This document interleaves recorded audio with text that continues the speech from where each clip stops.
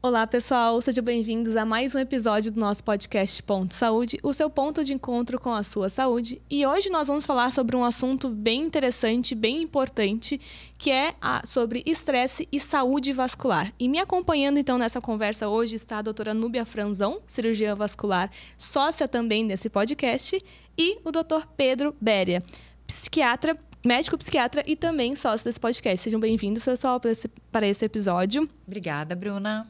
Obrigado, boa tarde, Bruna. Hoje, então, eu queria fazer uma pergunta para vocês.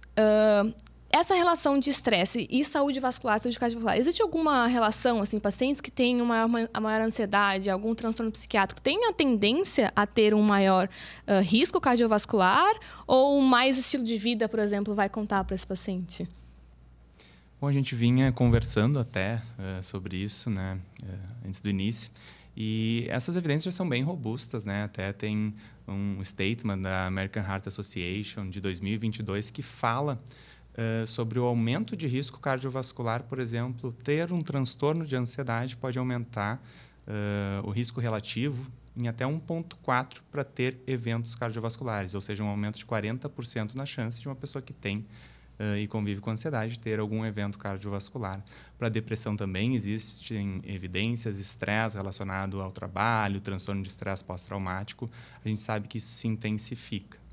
Assim como outras variáveis psicológicas, principalmente associadas com bem-estar, algumas características como sensação de propósito no trabalho ou na vida, engajamento com a comunidade, uma maior facilidade de sentir otimismo, né? Uma impressão que as coisas podem melhorar, que a gente pode fazer melhor, protegem. E os dados também são bem robustos, até 35% de diminuição da incidência de eventos cardiovasculares, isso na população em geral observada. Existe muito uma associação biológica disso também, né? A gente sabe que a ansiedade, por exemplo, está muito associado, né, com uma desregulação do eixo hipotálamo, pituitário, adrenal, desregulação noradrenérgica, pode ter oscilação de pressão durante uma crise de ansiedade, assim como os pacientes que têm traços de ansiedade, não somente momentos, eles tendem a ter uma menor resiliência de estados cardiovasculares. A pressão tende a ser um pouquinho mais elevada, a pressão durante o sono, ao final do dia, geralmente um pouco mais elevada também, o que contribui bastante para isso. Então, continuando, né, falando justamente a respeito disso, a gente vê que justamente esses pacientes que têm esses quadros de ansiedade, que têm quadros, às vezes, não com características de um problema psiquiátrico propriamente dito, mas uma doença leve, como a gente vê muito, hoje em dia é muito frequente. A ansiedade é muito prevalente no nosso meio, principalmente depois de tudo por que passamos nos últimos anos. Então, a gente sabe que isso, todo esse quadro de ansiedade, isso provoca, além de aumento da pressão arterial, um estresse oxidativo muito importante nas nossas células, o que leva à lesão intravascular. Então, o que acontece? Os nossos vasos sofrem, tem pontos específicos onde acontecem essas lesões pelo aumento da pressão, seja pelo aumento da pressão, às vezes por alguma outra doença associada também, e ali se desenvolvem pontos de obstrução da nossa circulação, o que, com o longo tempo, né, com o passar dos anos, pode predispor a um infarto, um AVC ou outros problemas circulatórios nos rins ou em outros órgãos-alvo. Então, isso tudo, né, a gente vê com isso que realmente existe uma associação muito grande, como o Dr. Pedro falou agora. A gente vê também na prática de consultório, assim, o quanto, muitas vezes, a medida farmacológica não é o mais importante no tratamento do paciente.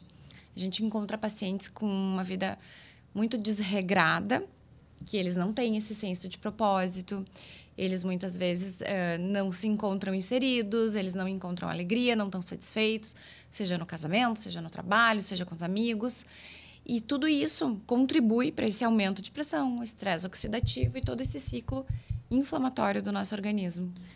E a gente sabe também que esses momentos de estresse emocional, eles tendem a se associar com comportamentos que não são nada saudáveis para questões metabólicas e cardiovasculares, né? Então, no momento que eu estou passando por um período emocionalmente mais difícil, é muito comum que eu vá comer mais alimento altamente palatável, processado, né? Rico em sódio, gordura, açúcar. É mais comum que eu dê uma relaxada no exercício físico, no contato social positivo, em estar com pessoas que são importantes para mim, que me fazem bem. E todos essas mudanças prejudiciais de estilo de vida tendem a impactar, porque os comportamentos começam a se associar. E algo, acho que então me corrige se estiver errado, mas dos principais hábitos que são mudáveis em termos de saúde cardiovascular, que é o tabagismo, ele é muito associado, principalmente o início do hábito tabágico, com um episódio de depressão ou ansiedade. A pessoa começa a fumar quando não está bem emocionalmente.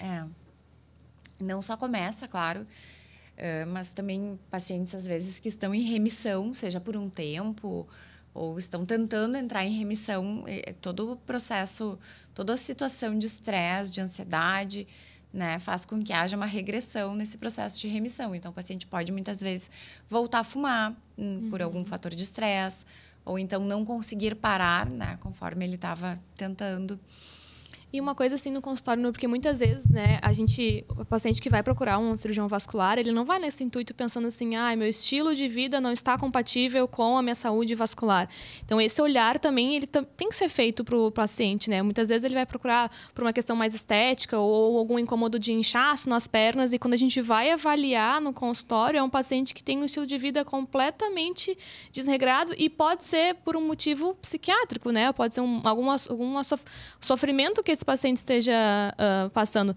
Tu chega a identificar nos pacientes que chegam a ti por algum motivo estético ou algum motivo vascular, alguma questão que faça necessidade de encaminhar, por exemplo, para um psiquiatra, para uma avaliação mais conjunta? É uma ótima pergunta, Bruna. Excelente. Então, trazendo a prática diária para cá, na maioria das vezes, o cirurgião vascular ele é procurado pelo paciente que está em busca de estética. Então, o paciente tem muito aquela sensação que o cirurgião vascular trata varizes. E não é exatamente isso. Na verdade, a nossa gama de atuação é muito grande. Mas os problemas mais complexos, problemas circulatórios, como se diz, são muitas vezes encaminhados por outros colegas. E sim, né, a gente consegue identificar claramente no paciente de consultório aquele paciente para o qual o tratamento farmacológico, por exemplo, é o menor dos passos. O que ele precisa realmente é uma mudança de estilo de vida, talvez um acompanhamento psiquiátrico ou psicológico para o seu transtorno de humor, para o seu transtorno de ansiedade. Então, esse paciente, muitas vezes, ele vai ter muita dificuldade de adesão ao tratamento. Isso é frustrante, tanto para a gente quanto para ele. Mas voltando um pouco ao assunto, então, o paciente que nos procura, muitas vezes nos procura pensando nas suas varizes.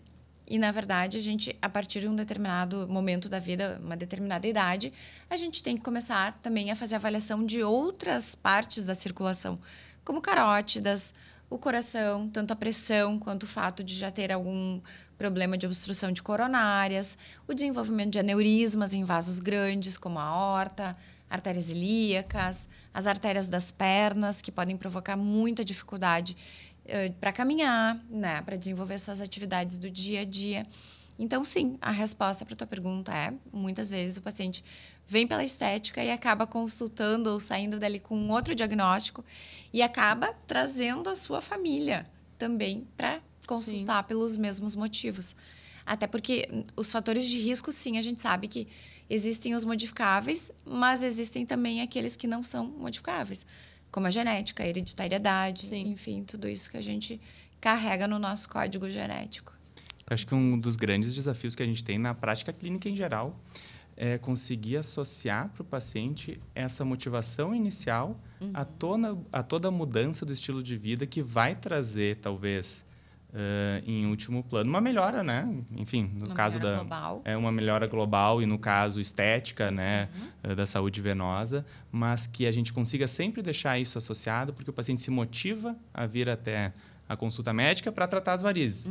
Mas talvez ele tenha que ter toda uma mudança de estilo de vida, que isso vai passar por exercício físico, regulação do sono, mudança de alimentação, ter uma saúde cardiovascular muito melhor do que ele tinha. Em algum momento a gente vai chegar na melhor estética também, isso vai estar associado. Sim, exato. E é importante usar isso, né? Ele trouxe isso como motivação, porque as pessoas agem, né, através da sua motivação. E não a nossa motivação, que ele tenha um menor risco relativo para ter um infarto, talvez não toque tanto a ele naquele momento. Então, a gente usa essa questão e tende a trazer um benefício importante para o paciente. Né? É muito importante que o médico, seja um cirurgião, seja um psiquiatra, seja um clínico, ele consiga identificar o que realmente incomoda o paciente e o que está levando a esse incômodo. Então, muitas vezes, a queixa que ele nos traz é uma, e a gente identifica outros problemas muito mais sérios, muito mais urgentes do que o problema pelo qual ele veio nos procurar. Isso faz parte da sensibilidade do médico. Perfeito. E uma dúvida que me surgiu, assim, e pode ser, não sei se é algo muito absurdo, vocês me falem, tá? Mas pensando num paciente que está em um quadro depressivo, que não consegue sair da cama, que não consegue sair de casa, a gente sabe que existe alguma associação de pessoas que não fazem atividade física, ou pelo menos não fazem o mínimo de caminhadas ao dia. A gente tem ali nos Apple Watch, né? Você atingiu 10 mil passos, tem alguma relevância para a saúde cardiovascular. Então, é uma pessoa que a gente precisa ter esse olhar também para a saúde cardiovascular, pensando em algumas medicações, ou enfim, que possa fazer com que a pessoa pelo menos saia da onde ela está, dessa inércia que ela está. E eu quero que a Nubia explique também um pouquinho como é que é essa relação do caminhar com a nossa saúde vascular.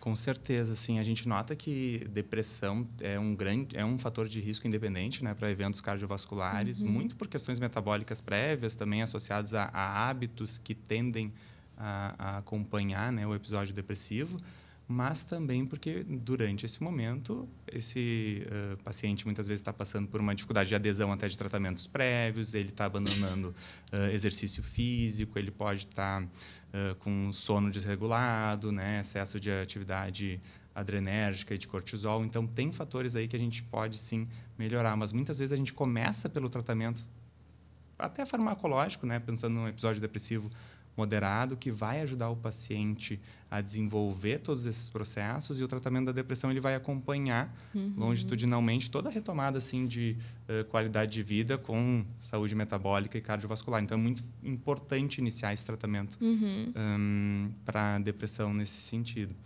E é bom lembrar também que alguns antidepressivos eles podem aumentar a pressão arterial, né? Principalmente os antidepressivos duais, né? Que inibem a recaptação de serotonina e de noradrenalina, mas outros também.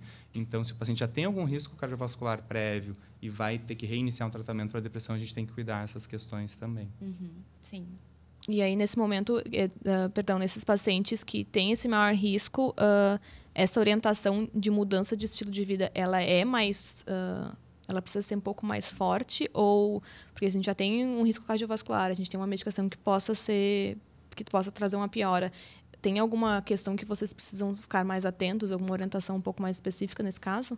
Com certeza, acho que o nosso desafio é sempre ver o paciente de uma forma integral, né? Aquele paciente que naquele momento está deprimido, provavelmente ele já tem vários outros processos biológicos que podem levar a isso, né? Talvez a saúde cardiovascular dele prévia já estava com algumas questões a serem melhoradas, e a medicina do estilo de vida, mudanças do estilo de vida, que se baseia principalmente em exercício físico aeróbico, higiene do sono, melhora do padrão de sono, ter contato social positivo, ter hobbies, diminuir o consumo de álcool e tabaco, reduzir a exposição ao estresse, principalmente quando eu tenho excesso de exposição ao estresse no ambiente de trabalho. Tudo isso faz uma grande diferença para ter um processo de resiliência, tanto emocional quanto fisiológica.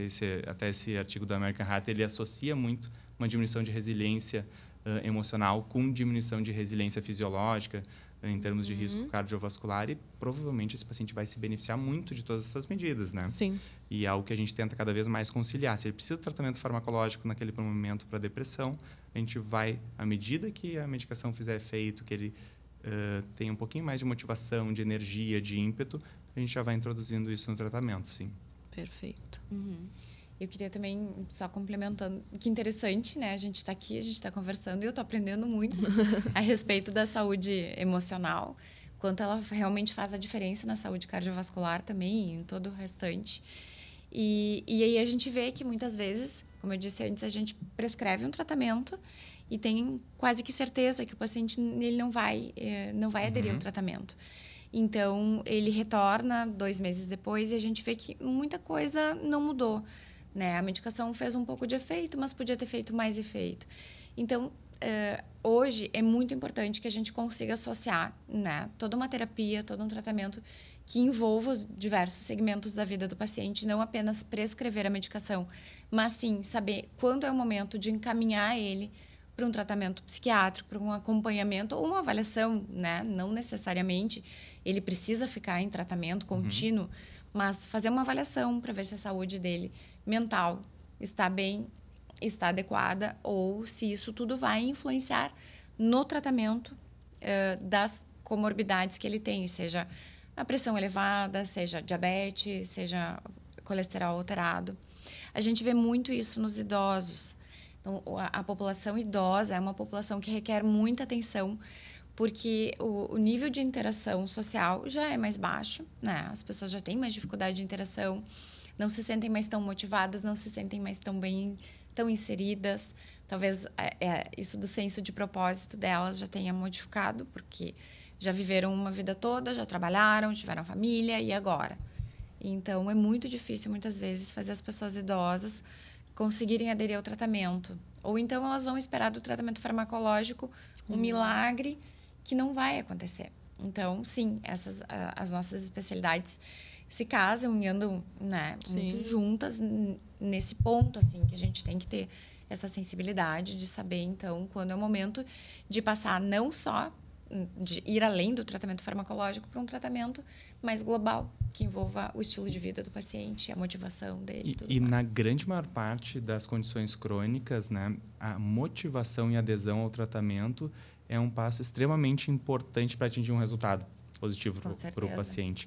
E tem diversos estudos que já mostram, assim, se o estado motivacional do paciente é baixo naquele momento, talvez um dos grandes investimentos que deva se fazer nesse tratamento é em estratégias de motivação, porque a grande maior parte das condições crônicas vai passar por um momento do tratamento que é um momento orientado para a ação. O paciente vai ter que fazer algo, ele vai ter que começar a fazer mais exercício físico, ele vai ter que alterar a alimentação, ele vai ter que se propor a ter uma higiene do sono melhor ou desenvolver hobbies.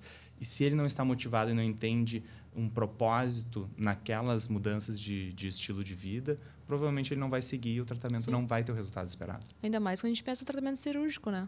Sim. Então, quando um paciente que vai fazer um procedimento cirúrgico e precisa de alguma orientação, daqui a pouco é um paciente que vai... É uma orientação um pouco mais complexa. Tem que ficar de repouso, mas não pode ficar muito de repouso. Sim. Não pode fumar no pós-operatório. A gente sabe que todo tratamento intervencionista, o tratamento com colocação de stent, seja no coração, seja nas pernas, seja na aorta, quando o paciente fuma, ele piora muito o resultado pós-operatório, porque ele provoca aquele estresse oxidativo. Então, eu sempre falei para os meus pacientes, um único cigarro, pode comprometer o resultado de todo um procedimento, de todo um esforço, tanto dele quanto do médico, de resolver aquele problema dele, um único cigarro. Por causa no pós-operatório? No pós-operatório, no pós-procedimento, sim, porque o cigarro, como eu falei lá no início, ele aumenta o estresse oxidativo, ele provoca inflamação dentro dos nossos vasos e ele aumenta a adesão plaquetária. Então, o stent, por exemplo, né, ele é feito de um material metálico, na maioria das vezes, e as nossas plaquetas tendem a se aderir nesse metal, ele é um corpo estranho. E esse estresse que um cigarro... É modo de falar, quase um único cigarro. Sim. Mas muitas vezes poucos cigarros já podem provocar isso. Então, esse aumento de adesão plaquetária, o estresse todo. E aí, sim, realmente, né, a gente vê um resultado muito pobre em procedimentos no pós-operatório imediato ou pós-operatório recente em pacientes que continuam fumando ou que voltam a fumar depois de um período sem fumar. E aí, pensando nisso, assim, existe alguma estratégia que a gente possa abordar nesses pacientes que fumam e precisam parar de fumar? Os que fumam a longo prazo, manda parar de fumar para fazer a cirurgia? Essa é uma pergunta que vale milhões. Agora quebrei. E eu quero a resposta dela. O ideal é que a gente consiga que o paciente entre na cirurgia em abstinência, né, tabágica, já tendo cessado o hábito. Mas a gente sabe que não é possível em todos os casos, né? Grande maior parte das vezes a gente vai, então, fazer alguma estratégia de reposição nicotínica, geralmente com adesivos transdérmicos, que tem uma liberação prolongada. E a gente pode usar também um fármaco que inibe a recaptação de dopamina e também de noradrenalina, que é a bupropiona. A bupropiona é um fármaco hoje que se chama de antidepressivo, mas ele foi desenvolvido, né, especificamente para tratar a dependência tabágica. E a bupropiona estabiliza a disponibilidade dopaminérgica na sinapse. E a gente sabe que a nicotina é uma substância extremamente dopaminérgica. A grande parte da fissura nicotínica está associada com a ausência de dopamina logo em seguida, ou diminuição da disponibilidade de dopamina logo em seguida que o indivíduo diminui o uso de tabaco. Sim. Mas é um desafio no momento que começa, né? Muitas vezes vai passar por momentos de ansiedade, tem que associar algum benzodiazepínico, mas a reposição nicotínica em conjunto com a bupropiona é uma boa estratégia, assim. Perfeito, é uma coisa que a gente nem fazia ideia, né? Que um simples cigarro, né? Que é um desafio para o paciente conseguir cessar, pode alterar tanto no resultado de uma cirurgia, que a gente sabe de cirurgias gerais, né? Já altera uma cirurgia vascular perfeitamente. Pode comprometer o resultado. Certo. Então, como a gente pode ver, né? O estilo de vida pode mudar tanto saúde vascular e principalmente saúde mental. E a saúde mental pode levar a um estilo de vida precário que vai, então, piorar, inclusive, a nossa saúde vascular. Então, como... É aquele velho ditado, né? A medicina, ela tem que ser uma medicina completa do paciente, né? Não adianta... Como tu mesmo colocou no meu, ir lá prescrever um medicamento, esperar que esse paciente vai mudar a vida inteira dele e esse medicamento vai salvar a vida dele e vai estar tudo certo, né? Enfim, vocês têm alguma coisa mais que queiram colocar em relação ao assunto? Acho que ficou bem legal. Eu quero fazer uma pergunta para o Dr. Pedro. Uma pergunta que eu tenho. Eu aprendi na faculdade, talvez não tenha aprendido corretamente, mas eu tenho essa lembrança. Que, falando especificamente do tabagismo, que o hábito do tabagismo ele se dá muito mais por uma dependência psicológica do que por uma dependência física, diferente do álcool. O álcool, sim, ele causa dependência física, mas o cigarro, eu sempre entendi que a dependência maior dele é psicológica. Na verdade, ela é uma dependência que tem um componente químico, né, biológico e químico muito importante também de abstinência, mas o componente comportamental é muito intenso, muito em função de como se dá o hábito tabágico, né? Uma pessoa que fuma uma carteira de cigarros por dia e traga, em média, 10 vezes cada cigarro, ela vai fazer o mesmo movimento 200 vezes por dia. E qualquer coisa que a gente faça 200 vezes por dia é muito difícil de parar de fazer. Então, tem um componente de terapia cognitivo-comportamental que se faz nas primeiras semanas, que está muito associado com a reversão do hábito. O que eu faço agora com a minha mão, né? O que eu vou fazer depois de tomar o cigarro, de tomar o café, que eu fumava o meu cigarro? O que eu vou fazer depois do almoço, no meu trabalho, no intervalo com os meus colegas? Porque a todo momento a pessoa fumava. Mas o componente neuroquímico da nicotina é muito importante também. Essa depressão dopaminérgica que a nicotina faz logo em seguida que o indivíduo para de fumar, muitas vezes é muito difícil de resistir. Tem oscilação emocional, irritabilidade, ansiedade, sensação de angústia. E a reposição nicotínica junto com a bupropiona tende a ajudar bastante. E quando a gente consegue equilibrar isso, a questão do hábito, sim, a gente vai tratar através dessas diferentes estratégias. Olha aí. Ótimo. Show de bola. Perfeito. Excelente resposta. Quero, então, deixar aberto para vocês agora venderem o peixe de vocês. Falem onde é que o pessoal encontra vocês, nas redes sociais, enfim. Perfeito. Bom, podem me encontrar, então, em Pedro Béria, né, o meu Instagram. Agradeço muito também todo o aprendizado que a gente teve hoje nessa discussão. E acho que é muito legal isso, Bruna, que tu trouxe, que quem dividiu o corpo ou a mente em especialidades fomos nós, né? A medicina ocidental. Então, na verdade, corpo, mente, todo entendimento biológico, neurológico, cerebral é um só. E a gente sabe que quanto mais a gente consegue entender e criar processos para ajudar os pacientes, provavelmente nosso resultado vai ser melhor. Nosso resultado global é melhor. A medicina avançou a tal ponto que hoje é muito difícil que consiga se dominar várias áreas, né? Um profissional consiga dominar várias áreas. Dentro das nossas especialidades, existem também as subespecialidades. Então, a gente acaba ficando muito especialista dentro de uma pequena área. Mas não podemos esquecer, assim, de ter parcerias, de ter os colegas que podem ajudar sempre nesse outro lado também, né? Então, o meu Instagram é Núbia Franzon Vascular, podem me encontrar lá. Sou médica também do Hospital Moinhos de Vento e trabalho no consultório. Perfeito, muito obrigada pela essa conversa, que foi muito legal. Um tema que às vezes a gente acha que não tem relação, mas é isso, né? O corpo é um ser único e a gente precisa cada vez mais olhar essas relações diferentes que acabam sendo algo tão relevante. Muito obrigada, pessoal, pela atenção de vocês e até o próximo episódio.